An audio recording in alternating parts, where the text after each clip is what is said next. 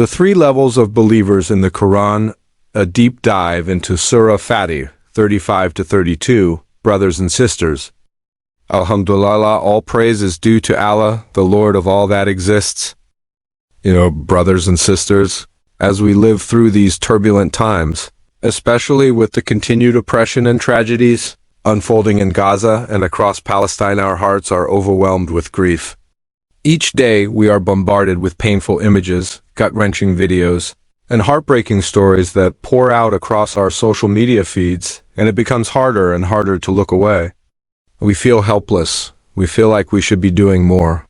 And yet, many of us are doing everything we possibly can within our means. But amidst this pain, amidst the destruction and bloodshed, there is something remarkable unfolding before our eyes.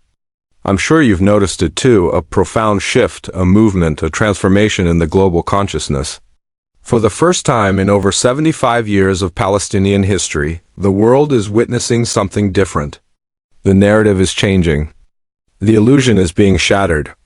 The truth is starting to reach people far and wide. Muslims and non-Muslims alike, millions, and even billions, are now seeing past the carefully curated media headlines and are instead beginning to understand the depth of the injustice that has been ongoing for decades. And with this awareness, a new generation is emerging, a generation that refuses to stay silent in the face of oppression. A generation that stands for justice, inshallah. A generation that Allah Himself is preparing, organizing, and empowering. And Allah's plan is always perfect. But that's not the only astonishing shift happening right now. More and more people are coming to Islam. Many are reverting, others are converting, and even more are sincerely exploring the religion. Subhanallah. Platforms like TikTok and other social media spaces have shown a surge of interest in the Quran and Islam. 30 billion views under the hashtag Islam and Quran. 30 billion? That's not just a number, it's a global awakening. They are seeing a level of strength, patience, faith, and reliance upon Allah that is almost indescribable. They see mothers pulling the lifeless bodies of their children from under the rubble, yet uttering Alhamdulillah. They see people who have lost their homes, their families, everything, but still pray 5 times a day with tears flowing, saying, Hasbunallahu wa ni'mal wakil, Allah is sufficient for us, and He is the best disposer of affairs. And the world asks, what is it about their faith? What is this book they believe in? What is this strength? They want to understand. They want to feel what we feel. And so the hearts begin to open. Brothers and sisters, the tides are shifting. For decades now, we've lived through waves of Islamophobia, lies, distortion of our beautiful deen, and misrepresentation of our noble Prophet Muhammad, peace be upon him. But now, people are starting to question those old narratives. They're beginning to see Islam through a different lens, through the lens of the people who truly live by it, and not through the lens of those who distort it. And so, in these times, what is required of us? It is through this divine book that our strength is found. It is in these words that we hear Allah speaking to us directly. It is the Quran that has survived centuries unchanged. It is the Quran that continues to be memorized word for word by children and adults alike all around the world. Allah says in the Quran, Indeed, it is we who sent down the Quran, and indeed we will be its guardian. Surah Al-Hayr 15-9. And it is this same Quran that will testify either for us or against us on the Day of Judgment. Allah reminds us in the Quran, in the story of the Prophet Muhammad, on the Day of Judgment, and the messenger will say, O my Lord, indeed my people have taken this Quran as a thing abandoned. Surah Al-Furqan 25-30. We don't want to be among those whom the Prophet Muhammad will complain about, that they abandoned the Quran in their lives. And so, today, I want to reflect on one particular set of verses from the Quran, verses that categorize believers into 3 distinct groups. Let us explore these deeply together, inshallah. Surah Fatir, 35-32, the 3 categories of believers. Allah says, Then we cause to inherit the book those we have chosen of our servants. And among them is he who wrongs himself, and of them is he who is moderate, and of them is he who is foremost in good deeds by the permission of Allah. That is what is the great bounty. Surah Fatir 35-32, let's reflect. Then we cause to inherit the book. This means the Qur'an has been passed down like an inheritance, but not to just anyone. Allah says, those we have chosen from our servants. Who are these chosen ones? They are you and me, every Muslim, born into Islam or who reverted to it. Every person who believes in Allah and His Messenger has inherited the Qur'an. Some were born into Islam, grew up with the call to prayer echoing through their homes, watching their parents fast, learning to say Bismillah before they eat. Others found Islam later in life. Maybe they stumbled upon a verse. Maybe they had a friend who introduced them to it. Or perhaps in their darkest moments the Qur'an found them. Whatever the case, they're the chosen ones. And you might wonder, how was I chosen? Why me? That's a deep question, but the answer is profound. Allah guides whom He wills, but He also places the desire for guidance in the heart of the one who seeks Him. Think of it like someone lost in a desert. They see someone offering a map and directions. The one who accepts the map is guided, but only because they first wanted to be guided. That effort, that yearning, that dua, "Oh Allah, guide me," was the first step. And so Allah guided you. You responded. That's why you're here? But with this inheritance of the Qur'an comes responsibility.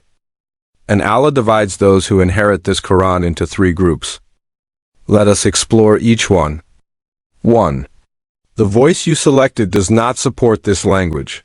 Please click the upper right corner to switch to another voice. This is the first group. And sadly, it includes the majority of us. These are the Muslims who believe in Allah and His Messenger. They believe in the Qur'an. They don't reject it. They don't deny it. But they live a life disconnected. They struggle with sin. They struggle to fulfill their obligations. They might skip prayers, delay them, or perform them without heart. They might engage in haram knowingly, but say, Inshallah, I'll fix myself later. They fast during Ramadan, but not with eagerness.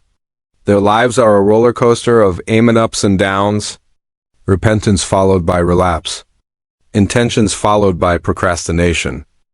Yet they still believe. These are not hypocrites.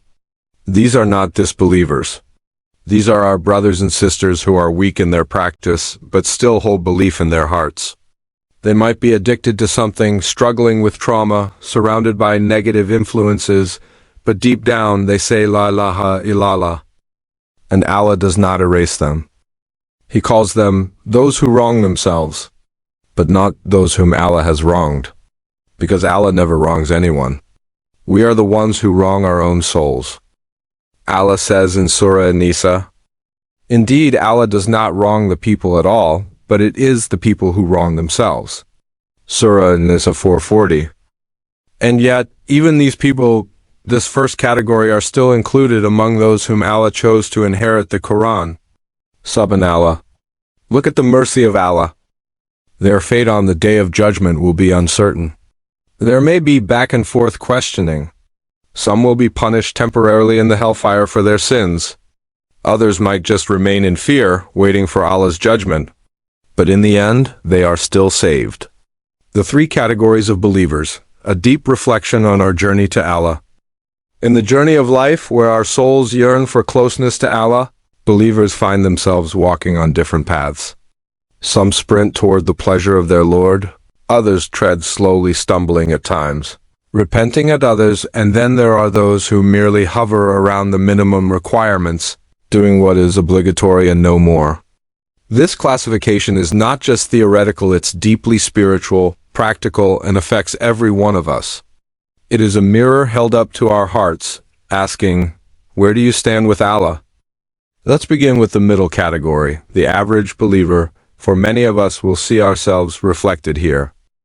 They acknowledge their duties and they fulfill the basics of their religion. They don't neglect the 5 daily prayers altogether. They fast Ramadan, they give zakah, and they try not to cross into the territory of major sins. But they often find themselves trapped in a cycle of inconsistency. Their hearts incline toward Allah, but their limbs sometimes betray that love. They are those who repent, but not always immediately. Sometimes they delay, telling themselves they'll do it after a while. They say things like, Inshallah, I'll fix myself soon, or I'll start fresh next Ramadan. They procrastinate when it comes to tawbah, forgetting that death doesn't delay for anyone. And when it comes to minor sins, they tend to belittle them. It's not a big deal, right? At least I'm not committing a major sin. They casually fall into actions that are makruh, disliked, without much concern. What's the big deal?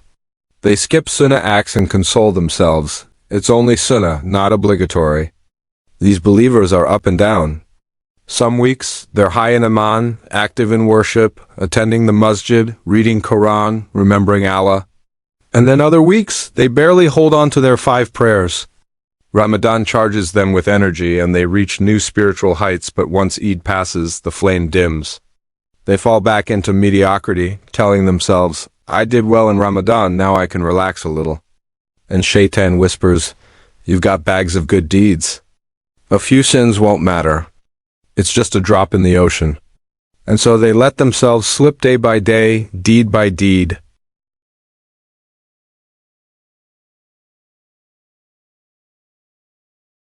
They don't consciously aim for the front row in Jannah. They're content with simply entering paradise even if it's from the back door. And yet, these believers are not lost. They are still within the mercy of Allah. On the Day of Judgment, these are the people who will face a light reckoning. Why? Because despite their shortcomings, they repented for their major sins. They never fully abandoned the obligations. They didn't fall into the deep darkness of open rebellion. Their judgment will be light. Allah, out of His infinite mercy, will not go into detail with them.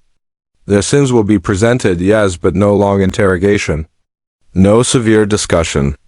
No humiliation in front of creation. Rather, Allah will look at their life as a whole. He will assess their general balance of good versus bad. Just as you would go to a market and buy a full box of fruit, without examining each piece individually, likewise, Allah will look at the overall quality of their life. Not every single deed in detail. This, my brothers and sisters, is a tremendous mercy. But should we be content with simply passing? Should we not aim higher? Shouldn't our hearts long for the Maqam al-Mahmud, the lofty stations near our Prophet Muhammad, peace be upon him? Shouldn't we strive to be among those who excel? And that brings us to the third category, the elite. Those who excel. These are the special ones. The rare few. The ones whom Allah loves the most. They are the high achievers of the Ummah. Allah mentions them in Surah Fatir. Then we gave the book as inheritance to those we chose of our servants. Among them are those who wrong themselves, and among them are those who are moderate, and among them are those who are foremost in good deeds by the permission of Allah. Quran 35. These are the Sabiqun bil khairat, those who race ahead in good deeds. They are not just doing the bare minimum. They're not content with checking boxes. They compete. They strive. They race as if Jannah is a finish line and every deed is a stride toward it. When an opportunity for good arises, they're the first to respond. A fundraiser happens, they donate before others. A call to prayer rings, they want to be in the first row. They don't wait to be reminded, they remind. They don't wait for Ramadan to be spiritual, they live every day like it's a sacred opportunity. They advise others, but they do it with wisdom, love, and softness. They don't embarrass or humiliate. Their goal isn't to be right, it's to guide and uplift. These are the believers who love others purely for the sake of Allah. Their friendship isn't built on worldly benefits, but on shared love for the deen. And when they get angry or upset, it's never over dunya. If they dislike something about you, they still find ways to love you for the sake of Allah. Their hearts are vast, and it's very hard to drive them to hatred or envy. They are not many. But when Allah allows you to meet such a believer, you feel it. Their presence is magnetic. Their sincerity is visible. Their humility is touching. Their company uplifts your soul. You sit with them and you feel like you matter. Not because they flatter you, but because they see you as a soul on the same journey. They never make you feel inferior. They don't wear arrogance like a crown. They are humble, quiet in their excellence, and sincere in every interaction. And why are they like this? Because their hearts are alive with the remembrance of Allah. They love worship. Salah is not a chore, it's a retreat. When they pray, they linger.